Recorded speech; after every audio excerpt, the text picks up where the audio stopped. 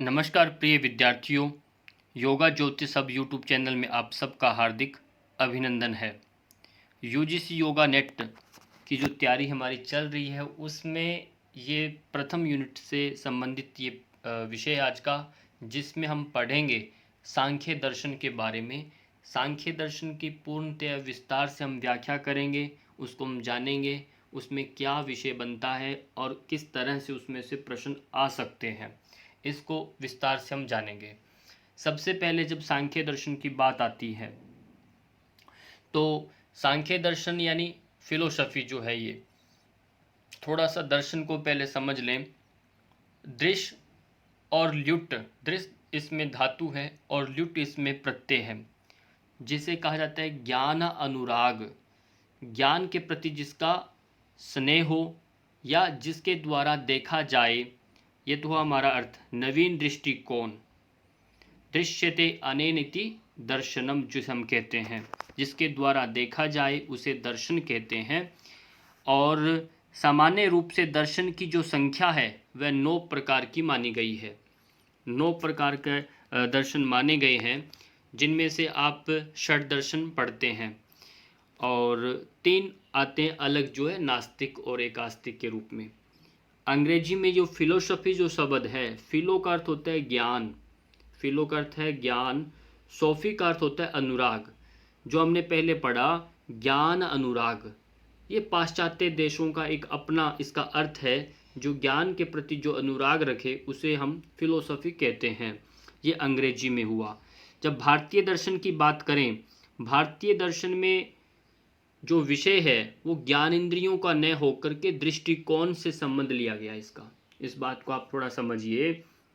यहाँ पर हमने खाली ज्ञान तक और उसको इंद्रियों तक सीमित नहीं रखा दर्शन को, उसको एक नज़रिया माना है। दर्शन यानी एक अलग इस तरह का विचार, जो इस तरह का दृष्टिकोण जो लोगों के दुखों का नाश करे, जीवन से मुक्त करा दे। ये जो नज़रिया दिया गया है वो हमारे ऋषियों ने दिया। तो इसमें से ये पहले आस्तिक दर्शन आते हैं, और वो आस्तिक दर्शन जो हैं वो 6 प्रकार के हैं। पहला आप देखेंगे न्याय। न्याय गौतम मुनि के द्वारा लिखित है, ये रचित है। वैशेषिक कनाद के द्वारा रचित है।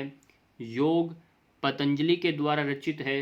मीमांसा जैमिनी मुनि है। सांख्य कपिल मुनि है।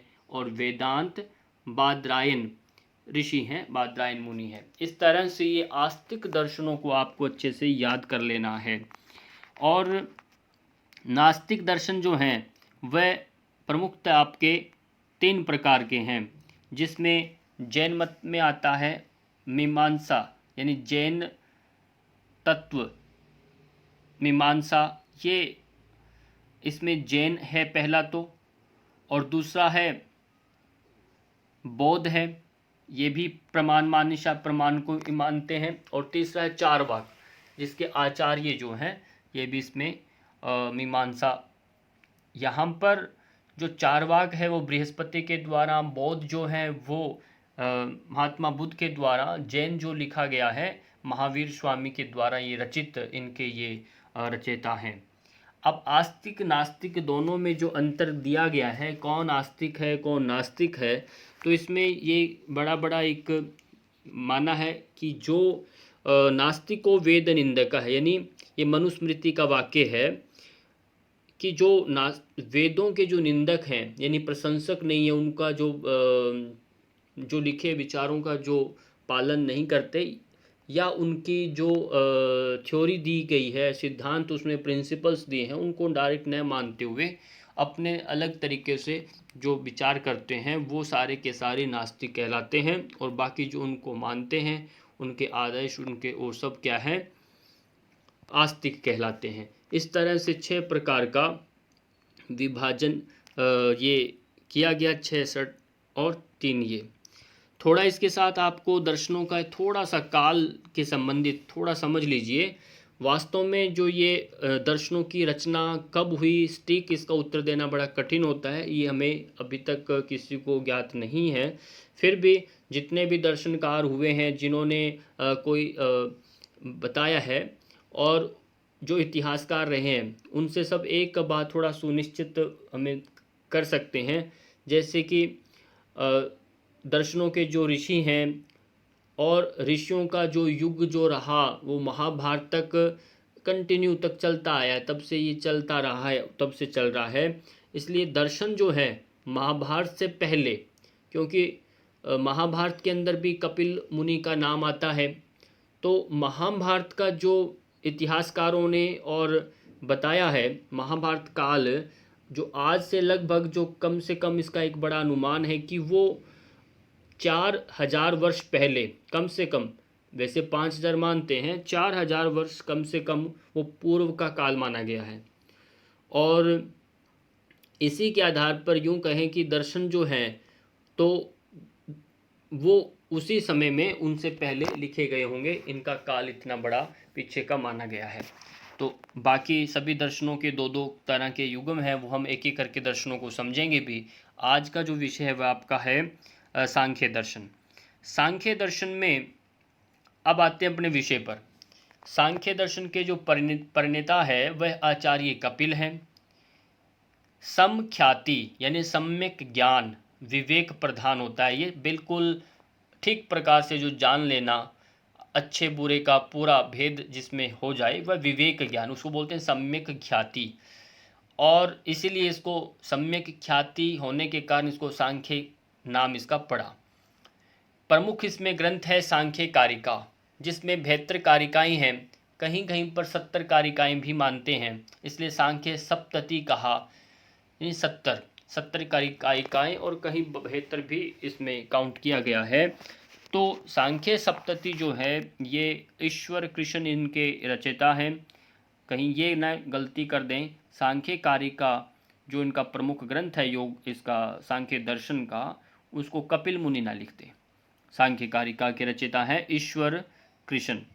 और फिर सांख्य यानी 25 होने के कारण संख्या, इसकी संख्या 25 तत्व होने के कारण इसे सांख्य कहा, सम्यक ज्ञान के कारण भी इसे सांख्य कहा। ये दो बड़े इसमें नामकरण पर आप ध्यान रखिए। फिर आता है इसमें प्रमुख सिद्धांत क्या है। प्रमुख सिद्धांत इसका सांख्य का है सत्कार्यवाद। ये प्रश्न कई बार आता है। परिणामवाद, सत्कार्यवाद, ये सांख्य का प्रमुख सिद्धांत है। प्रमाण इसमें 3 माने गए हैं, प्रत्यक्ष प्रमाण, अनुमान प्रमाण और शब्द प्रमाण, ये 3 प्रकार के प्रमाण माने हैं। तत्व इसमें 25 हैं, और गुण जो हैं, गुणों की संख्या इसमें 3 है। सत्व सुख का प्रतीक है, रज दुख का प्रतीक माना गया है, तम जो है मोह का प्रतीक माना गया है, इसलिए सत्व रज तम, सुख दुख और मोह। अब इसमें और थोड़ा देखें कि सांख्य दर्शन में जो प्रकृति और पुरुष से जो प्रकृति जो यानी उत्पन्न हुई है, प्रकृति यानी सृष्टि की जो उत्पत्ति हुई है, उसका सृष्टि क्रम आपको एक क्रम से याद रखना है। ये भी एक क्रम, कई बार किसी के बाद कौन सा क्रम आता है वो पूछा भी जाता है, तो यहाँ ये गलती आपने नहीं करनी। वो कैसे है उसमें आप देखेंगे, प्रकृति जो है और पुरुष, इन दोनों के संसर्ग से सबसे पहले कौन उत्पन्न होता है? प्रकृति उत्पन्न होती है, प्रकृति की रचना होती है। प्रकृति से महत तत्व यानी बुद्धि तत्व का जन्म होता है, और बुद्धि तत्व और महत तत्व से ही अहंकार का जन्म होता है। अहंकार 3 प्रकार से हुआ, सत्व रज और तम 3 प्रकार से अहंकार रहता है। सत्व से आपकी ये 11 इंद्रियां हैं, ज्ञान इंद्रियां, कर्म इंद्रियां और मन, ये सात्विक अहंकार से उत्पन्न होती है, और तामसिक से तन्मात्राएं, और तन्मात्राओं से पंच महाभूत। इस तरह से ये पूरा सृष्टि क्रम आपको याद रखना है। और फिर थोड़ा और ध्यान ये देना है कि ये तन्मात्राएं, ज्ञान इंद्रियां, कर्म इंद्रियां और पंच महाभूत, इनके नाम भी अच्छे से याद कर लें। यहाँ बड़ा कन्फ्यूज़न रहता है। तन्मात्राएं जो होती हैं ये पंच महाभूतों की जननी हैं, इनके द्वारा ही ये पंच महाभूत उत्पन्न होते हैं, और पंच तन्मात्राओं को सूक्ष्म महाभूत के नाम से जाना जाता है। जैसे पंच महाभूत ये स्थूल महाभूत हैं, और पंच तन्मात्राएं इनकी सूक्ष्म पंच महाभूत के नाम से न जाना गया। पंच तन्मात्राएं जो हैं ये शब्द है, शब्द यानी आप देखेंगे ये आकाश तत्व से है, स्पर्श वायु तत्व से है, रूप अग्नि तत्व से है, रस जो है जल तत्व और गंध जो है पृथ्वी तत्व से।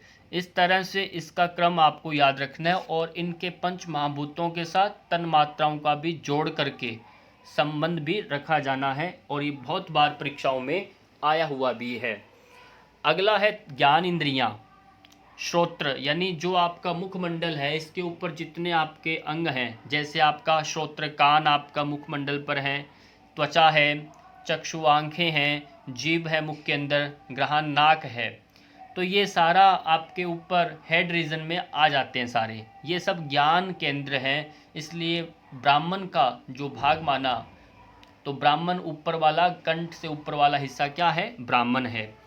अब जो कर्मेंद्रियां हैं, कर्मेंद्रियां ये आपकी वाणी है, वाक, मुख के अंदर से हम जो कर्म करते हैं, वाक जो है यानी वाणी बोलना, मुख से खाना, ये सब के सब आपके कर्म इंद्रियां कहलाएंगी। पाणी, पाणी मतलब हाथ आपका, पाद यानी पाँव, पायु यानी आपका ये होता है आपकी गुदा, उपस्थ यानी आपका जनन इंद्रियां, मूत्र इंद्रियां जो आपकी हैं। तो इनसे ये कर्म इंद्रियां हैं। कर्म इंद्रियों का अलग अलग स्पष्ट रखें, ज्ञान इंद्रियों के साथ मैच नहीं करना।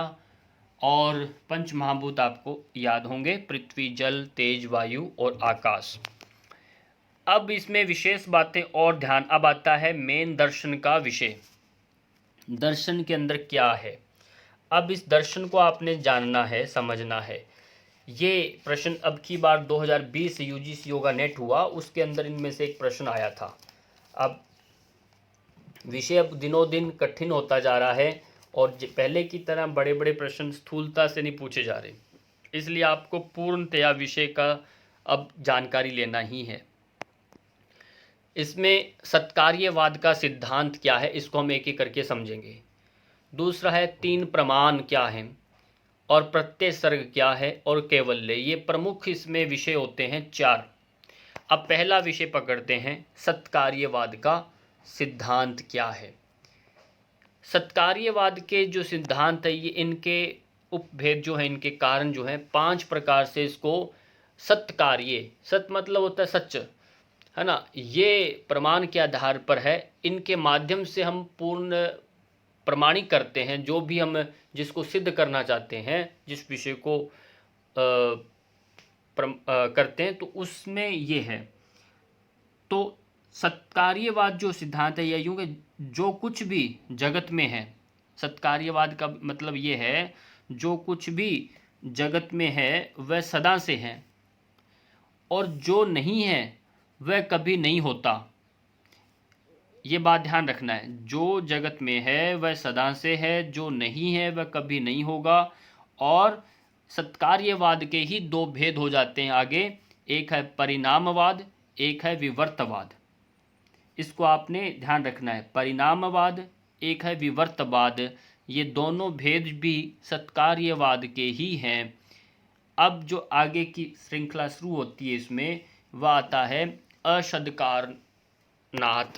इसको हम पहले, अशब्दकारनाथ क्या, यानी कार्य उत्पन्न होने से पूर्व, कार्य जब भी कोई उत्पन्न होता है उससे पूर्व क्या है, मूलभूत में कारण में मौजूद था। यानी कोई भी कार्य उत्पन्न हो रहा है तो उससे पहले वह के मूलभूत उस कारण में मौजूद था। जो भी हम कार्य देखते हैं वह उत्पत्ति से पूर्व मूल कार्य में विद्यमान था। जैसे हमारा स्थूल रूप में आप उदाहरण के रूप में दिया कि वृक्ष है, मान लीजिए वृक्ष क्या है, कार्य। अब कार्य वृक्ष है तो बीज उसका मूल कारण है। ये अप्रत्यक्ष यानी अपनी आंखों से वो पहले दिखाई नहीं दे रहा था, बीज के अंदर वृक्ष छुपा हुआ है। जैसे आप वट वृक्ष देखते हैं, पीपल का पेड़ देखते हैं, बरगद का देखते हैं, है ना, तो इनमें बीज बहुत छोटे होते हैं, दिखने में बहुत मिर्ची के दाने के समान भी नहीं होते, उससे बहुत छोटे, राई के समान भी नहीं होते। तो वो कितना बड़ा वृक्ष उसमें छुपा रहता है। तो ये सबसे बड़ा एक उदाहरण है। कहते हैं कि यदि वो बीज ना होता, उस बीज मूल कारण यदि ना हो, तो वृक्ष यानी प्रत्यक्ष में जो प्रकट रूप हम अपनी आँखों से देख रहे हैं वो देख नहीं पाते। इसलिए इन्होंने कहा कि जो एक नज़रिया रखा, कहते कि जो भी दिख रहा है उसके पीछे क्या है, उसका मूल कारण विद्यमान है। तो क्या दुनिया में जो कुछ भी हम देखते हैं वह किसी न किसी का परिणाम है, मुख्य परिणाम से पूर्व वह मुख्य कारण में विद्यमान था, ऐसा कहा। यानी वो अप्रकट नहीं कहेंगे, वो हमारी आंखों से नहीं दिखता, पर मूल कारण में वह विद्यमान था। और वह जब समय आया, उसका जो भी जिस तरह से उसका एक संगठन जो भी क्रिया बनी, तो वो प्रकट होकर के आ गया। तो एक बात इन्होंने ये कही। अब सत्कार्यवाद कहता है, सत्कार्यवाद का जो सिद्धांत वह क्या कहता है, जितनी भी सृष्टि में वह किसी न किसी का परिणाम है, जो कुछ भी हमें दिखाई देता है। और उसकी सिद्धि के लिए 5 हेतु बताए, जो भी हमने ऊपर नाम पढ़े, वो 5 हेतु हैं उसकी सिद्ध करने के लिए। ये इन्होंने एक प्रमाण दिया है, ये एविडेंस है, इनके माध्यम से वो सिद्ध करेंगे कि ये हैं। अब सिद्धि के हेतु यानी सिद्धि के कारण जो हम कहते हैं, अब एक एक करके हम इसको समझेंगे। पहले आता है असद कारणात, इसको आप समझिए। असद कारणात, असद होता है जो अविद्यमान है, अविद्यमान। सद यानी उपस्थित नहीं है, और असद यानी अविद्यमान है। उदाहरण के लिए यहाँ एक उदाहरण बहुत प्रचलित है इसमें, रेत से तेल। कोई कहता है कि इसमें तो तिलों में तेल नहीं है, यानी रेत से तेल निकालना, रेत में तेल नहीं निकलता कभी, सब जानते हैं। अर्थात जो हम सृष्टि देखते हैं, यानी उसमें परिणाम सृष्टि, जो परिणाम रिजल्ट आने वाला होता है, विद्यमान था, तभी ये सृष्टि हुई, ये मानना है। यदि वो रेत ही होता तो उसमें ये तेल कैसे निकला, यानी परिणाम।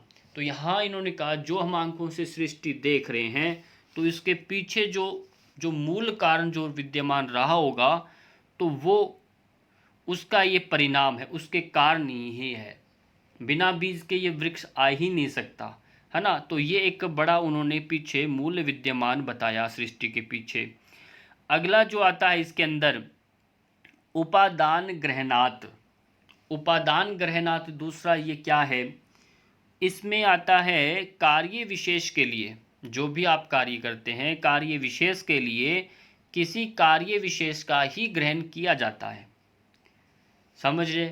अब कोई कार्य, यहाँ उदाहरण से आप समझो, जैसे कपड़ा बनाना है तो धागा ही लेना पड़ेगा, न कि किसी तेल रेत से बना दें।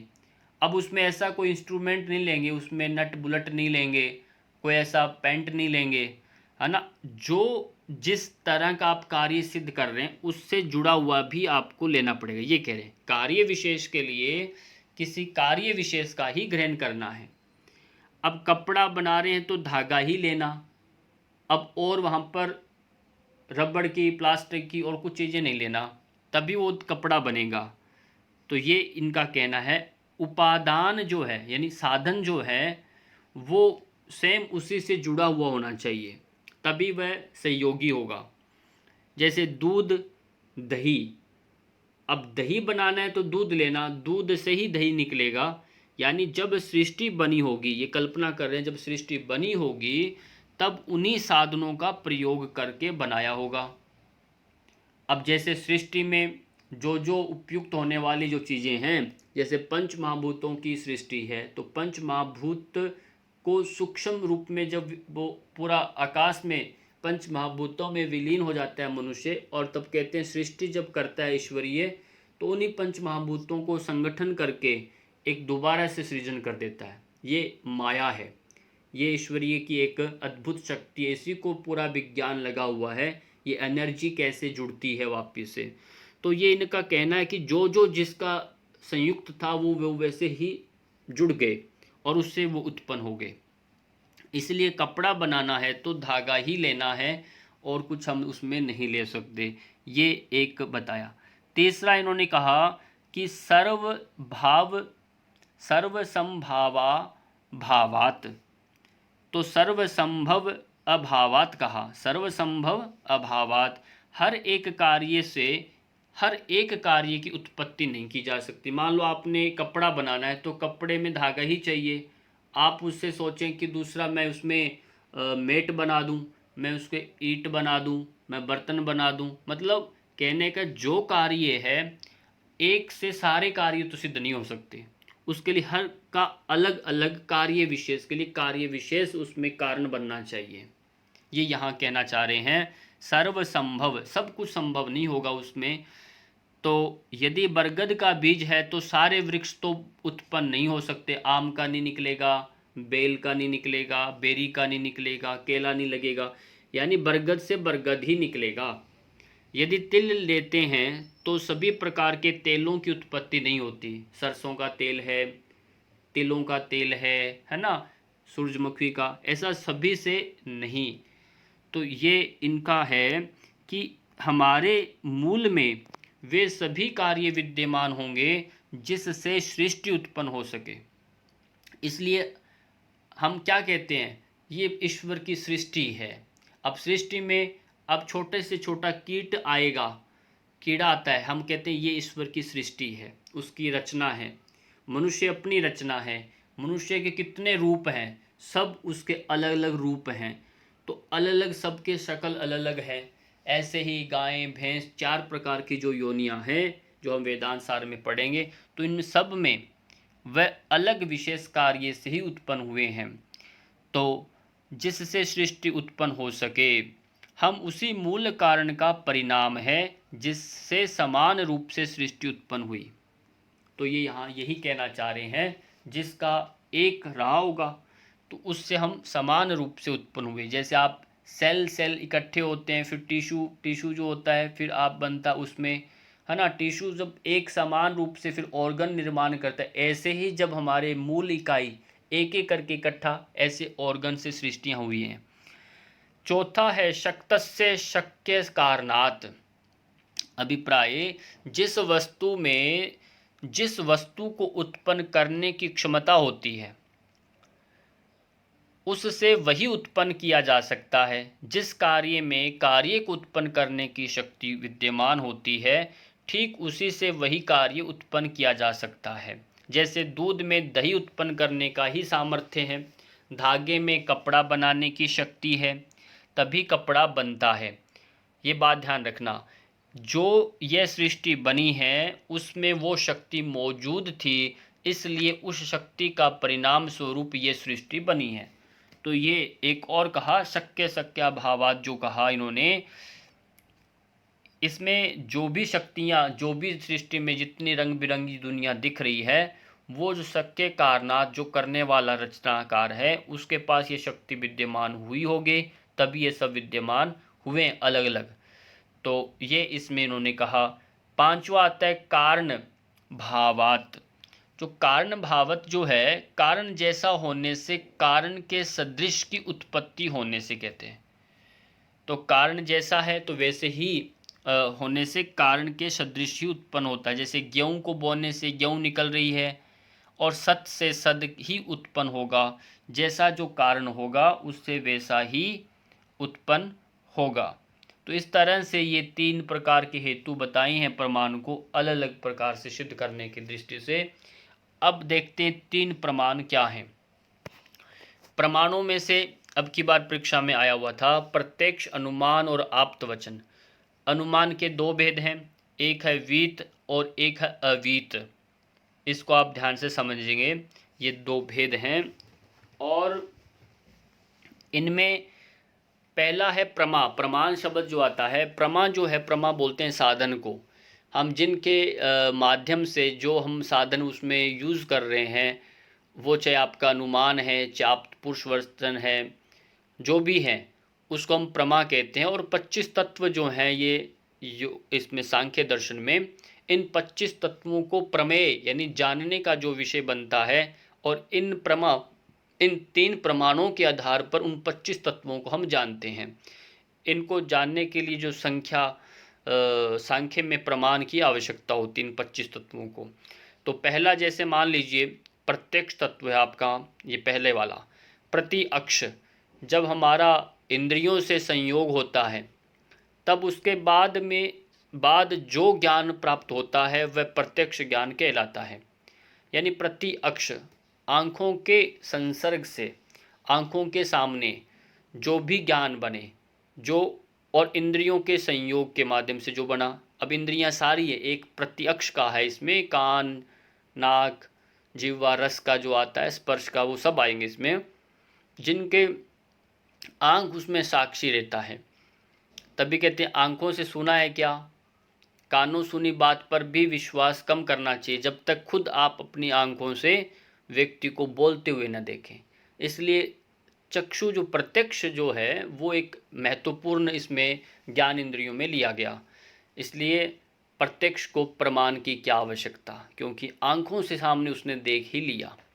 तो ये है ज्ञान बुद्धि परक, तो ये एक प्रमाण होता है। दूसरा है अनुमान, अनुमीयते, ये व्याप्य व्यापक भाव रहता है इसमें। यदि पहले व्याप्य होगा तो ही व्यापक भाव आप उसमें लगा सकते हैं। उदाहरण, यानी कभी आपने धुआं और अग्नि दोनों को एक साथ देखा हो, मान लो धुआं भी देखा, कहीं आग जल रही है तो पहले धुआं उठता है फिर अग्नि आती है, तो आपको ये कन्फर्म कर लिया कि जब जहाँ भी ये धुआं दिखेगा तो उसके पीछे अग्नि ही उसमें पीछे कारण होती है। तो यदा कदा भी आपने धुआं को देखकर अग्नि का अनुमान लगाना ही अनुमान प्रमाण कहलाता है। ये अनुमान दो प्रकार का इन्होंने बताया, एक है वीत और दूसरा है अवीत प्रमाण। ये दो प्रकार का प्रमाण है, इसमें थोड़ा थोड़ा अंतर है, इस अंतर को आप समझिए। जैसे वीत है, वीत यानी पूर्ववत, जो पहले के समान, यानी सामान्यवत प्रमाण, जैसे हमने देखा उसके समान अन्य किसी को आपने देख लिया, है ना, उसी के समान आपने अन्य किसी को और को देख लिया, जैसे वह वीत अनुमान प्रमाण कहलाता है। वीत अनुमान प्रमाण, जैसे गाय को देखा आपने, पर एक जंगल में नील गाय को देखकर कहा अरे ये पशु तो गाय जैसा है। ये अनुमान जो कहलाता है ये पूर्ववत, यानी पहले इसके समान, उसी के समान, और इसे वीत अनुमान कहते हैं। हम जैसे कई बार घूमते घूमते कहते अरे ये जो लड़का है ये तो अपने छोटू जैसा है, हम कह देते हैं। ये एक किसी के साथ जोड़ करके, या आप गलत भ्रम में आ जाता है कि मैं तो तेरे को देखा पीछे से, मुझे सोच लगा कि तुम वो हो। तो ये हम जो गैस करते हैं ये क्या कहलाता है, वीत अनुमान प्रमाण कहलाता है। क्योंकि गाय देखा है किसी ने, जंगल में नील गाय आप देखते हैं वो उसी जैसा लगता है जानवर, तो कहा कि अरे तो गाय है, पर गाय वास्तव में वो नहीं होती।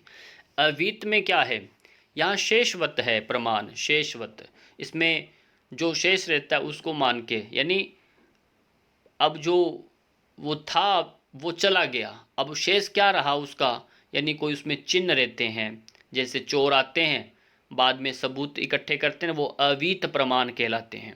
अवीत एविडेंस, उनका कुछ गिरा हुआ है क्या, कुछ उनके पाँव के फिट फिंगर्स एंड, है ना, सब चेक होते हैं कि चिन्हों व परिस्थिति को देखकर जो अनुमान लगाया जाए वह शेषवत या अवीत अनुमान कहा जाता है। इसको आप ध्यान से इनको अच्छे से याद कर लेना है। जैसे सड़क गीली है, ऐसा देखकर अनुमान करना अवीत प्रमाण है। सड़क गीली है तो आपने एक सोच लिया कि बारिश हुई होगी तभी सड़क गीली है।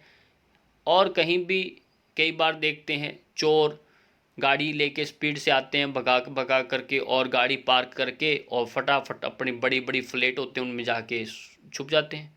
अब पता कैसे लगे इतनी गाड़ियों में कौन गाड़ी अभी आई है, तो वो क्या करते हैं उसमें चिन्ह चेक करते हैं, यानी उनका सलेंसर, उसका जो गाड़ी हीट कर रही है क्या, गर्म है क्या, बोनट चेक करेंगे, बाइक है तो उसका सलेंसर पर पानी डाल के देखेंगे, जो गर्म होगा यानी ताज़ा, वो एक चिन्ह छोड़ के चला गया गाड़ी, तो उसके आधार पर उसको, इस एविडेंस के आधार पर गाड़ी नंबर से उस फ्लैट में चले जाते हैं।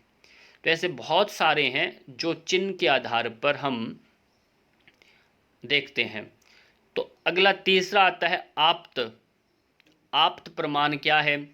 इसमें आता है शब्द, वेद शास्त्र, महान विद्वानों की जो भी सूक्तियाँ आदि जो हम लेते हैं, जिनको हम आदर्श, जिनको हम, जैसे वेद हैं, उपनिषद हैं, इनमें जो बातें कही गई हैं, जो शास्त्रों ने और ऐसे प्रिंसिपल सिद्धांत दिए हैं, चाहे हमारे साइंटिस्ट डॉक्टर्स जो भी हों, तो उनको हम आप्त प्रमाण के आधार पर मानते हैं।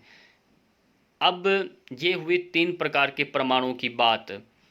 अब आप देखेंगे महत। महत बुद्धि के लिए प्रयोग किया गया है। महत जो शब्द है बुद्धि के लिए, प्रकृति का प्रथम ये विकार है। सबसे पहला जो विकार कौन सा है? वह है महत तत्व। पुरुष और प्रकृति से ये सबसे पहला पुत्र कहेंगे, ये सबसे पहले निकला। इसे ही प्रत्यय सर्ग कहते हैं, जो आपने पढ़ा था। प्रत्यय सर्ग का मतलब बुद्धि, ये बुद्धि है। और बुद्धि यहाँ पर 4 प्रकार की यहाँ बताई। ये बुद्धि भाव हैं, 4 प्रकार के भाव, और प्रत्यय सर्ग प्रकार के टोटल तो 50 हैं। ये 50 प्रकार के प्रत्यय सर्ग कहे गए हैं। भाव आप याद रखिए, बुद्धि के भाव, उसमें धर्म है, ज्ञान है, वैराग्य और ऐश्वर्य। ये बुद्धि के ये 4 जो भाव हैं, इसको आपने याद रखना है। इसके अतिरिक्त जो बात आती है, आप देखेंगे परिणाम। बुद्धि की जो अवस्थाएं हैं उनको हम परिणाम कहते हैं। विपर्यय, ये 5 प्रकार की होती हैं। अशक्ति, ये 28 प्रकार की।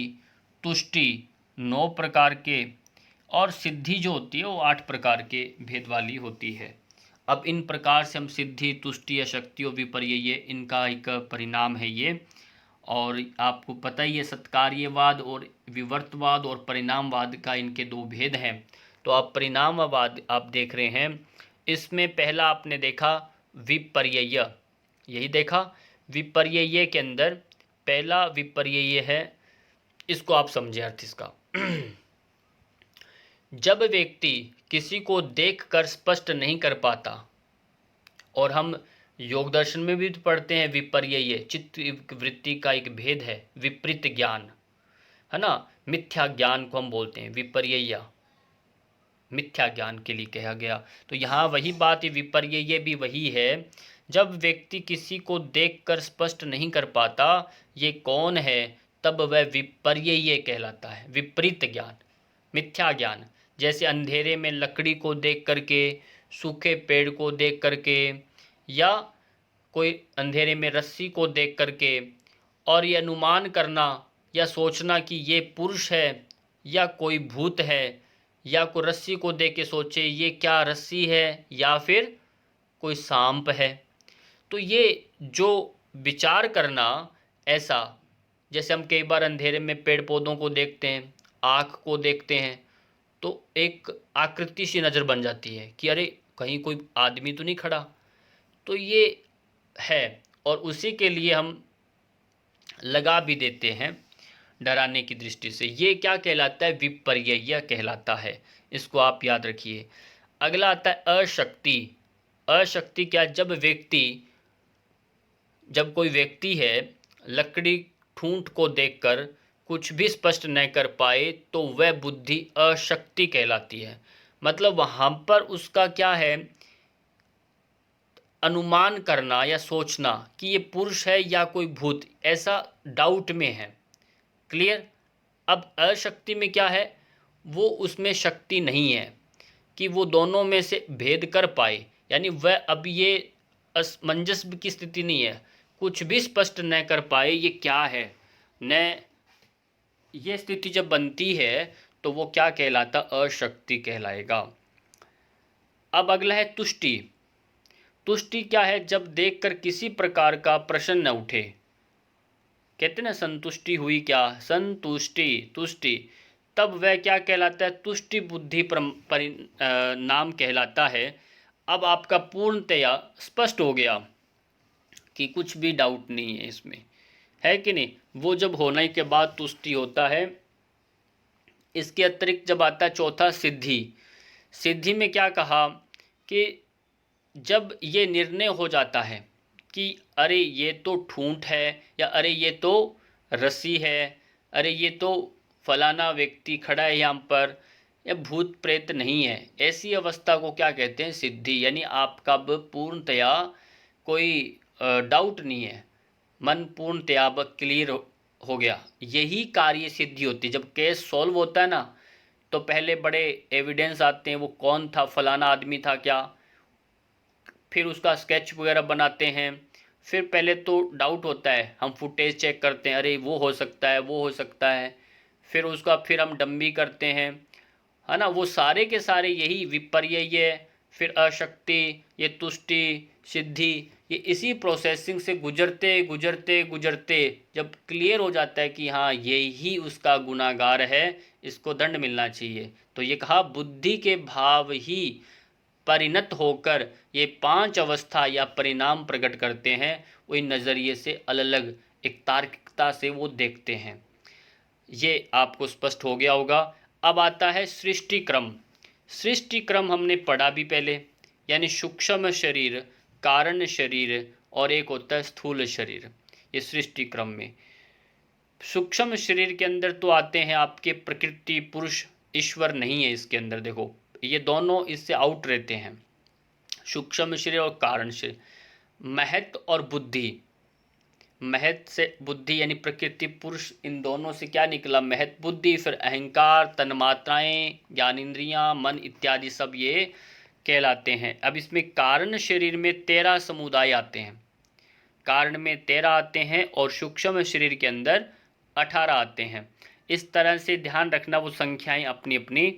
कारण शरीर में 13 कौन कौन से हैं? बुद्धि, अहंकार, मन और ज्ञानेंद्रियां और कर्मेंद्रियां। ये 11 तो आपकी ये हो गए, और बुद्धि और अहंकार ये कितने हो गए? 12, 13। ये 13 जो मिलकर क्या बनता है? कारण शरीर बनता है, कर्ण शरीर जिसे हम कहते हैं। और सूक्ष्म शरीर के अंदर 18 तत्व आते हैं। 18 तत्व में क्या, अब जो 13 है ना, 13 में कुछ और जोड़ देना, 13 में 5 तन्मात्राएं भी जोड़ देना। क्लियर? जब 5 तन्मात्राएं जोड़ देंगे तो वो सूक्ष्म शरीर कहलाएगा। अब इन सूक्ष्म 5 तन्मात्राओं में जो बचे हुए अंतिम, ये नहीं है, इसमें यदि आप 5 महाभूतों को जोड़ देंगे तो स्थूल शरीर बन जाएगा। स्पष्ट हुआ? स्थूल शरीर आपका बन जाएगा 5 को जोड़ने 23 से। तो ये तीनों संख्या भी आपको याद रखनी है। और अंतिम बिंदु इसका जो रहता है हमारा कैवल्य, जो हमने प्रारंभ में 4 पढ़े थे, कैवल्य को बोलते हैं मोक्ष। अब मोक्ष के लिए जब हम बात करते हैं दुखों की एकांतिक व आत्यंतिक निवृत्ति, दुख जो है इसको थोड़ा सा आपको यहाँ समझना है, ये क्या है। दुखों का भी एक कॉन्सेप्ट आप क्लियर करिए थोड़ा ढंग से। तो मैं आपको बता रहा हूँ कि इसमें जो दुख है मुख्यतः 3 प्रकार के बताए हैं, और ये सांख्य कारिका का ये पहला ही जो विषय आता है उसमें दर्शन में, तो वहाँ आता है अथ त्रिविध दुखात्यंत निवृत्तिर अत्यंत पुरुषार्थः। ये पहला वहाँ कारिका एक आता है, उसमें क्या लिखा? आदि भौतिक, आदि दैविक तथा आध्यात्मिक 3 प्रकार के दुखों से अतिशय मुक्ति ही पुरुष का परम प्रयोजन है। क्लियर हुआ? सांख्य में मोक्ष शास्त्र है, सांख्य को मोक्ष शास्त्र कहा, ये मोक्ष को दिलाने वाला शास्त्र है। तो अब पहले हमने थोड़ा सा इस दुखों के प्रकरण को आपको समझना है कि ये दुख, अब जब हम बात करते हैं दुखों के, दुखों को 3 भागों में बांटा गया। आप देख रहे हैं ये एक तरफ मैंने एरो दे के बताया, आदि, दैविक और भौतिक।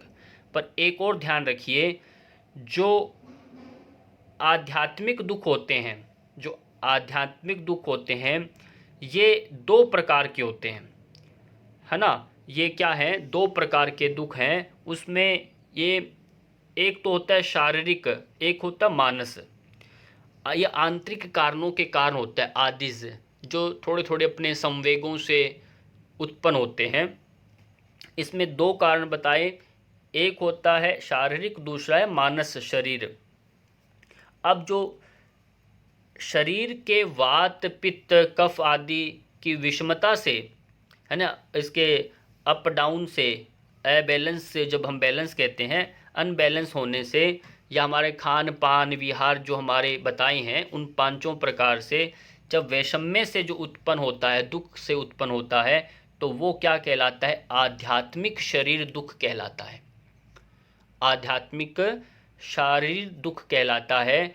और जब हमारा काम, क्रोध, ईर्ष्या, द्वेष, राग, है ना, मोह इत्यादि से जब कोई मनोविकार के कारण दुख उत्पन्न होता है, तो वो क्या कहलाता है? आपका आध्यात्मिक मानस दुख कहलाता है।